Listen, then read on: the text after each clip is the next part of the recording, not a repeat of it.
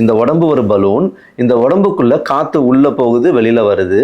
எப்படி இந்த காத்து உள்ள போகுது, வெளியில வருது இன்வாலண்டரியா? அதாவது நம்மளுடைய பூமிக்கு மேல எப்படி வந்துட்டு இயங்கிட்டு இருக்குதோ அதே இயக்கம் தான் நமக்குள்ளேயும் இயங்கிட்டு இருக்குதுங்க.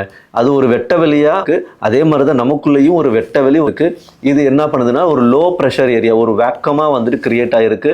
அண்ட் இந்த லோ ப்ரெஷர் ஏரியாவை நோக்கி ஹை ப்ரெஷர்ல இருக்கக்கூடிய காத்து தன்னிச்சையா உள்ள போகுது. அதாவது எப்படின்னா மேட்ல இருக்கிற தண்ணி பள்ளத்தை நோக்கி தானா போகும் இல்லையா, அது மாதிரிதாங்க உடம்புக்குள்ள நம்மளை இயக்குற அந்த ஒரு ஆற்றல், அது ஒரு வெட்டவெளி, ஒரு வேக்கம் ஸ்பேஸ், ஒரு லோ ப்ரெஷர்ல இருக்குது.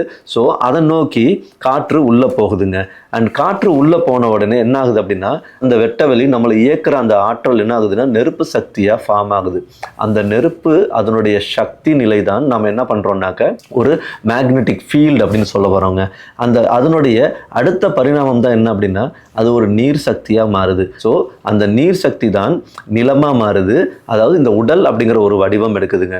ஸோ எல்லாமே எங்க ஆரம்பிக்குது அப்படின்னா ஒரு எம்டி ஸ்பேஸ், ஒரு பலூன் மாதிரியான இந்த உடல் வடிவம் இருக்கு. அதுல வந்துட்டு ஒரு லோ ப்ரெஷர் மெயின்டைன் ஆகுது. இயக்க ஆற்றல் வந்துட்டு அங்கே இயங்கிட்டு இருக்கு. அதை நோக்கி காத்து இன்வாலண்டரியா உள்ள போகுது, வெளியில வருது.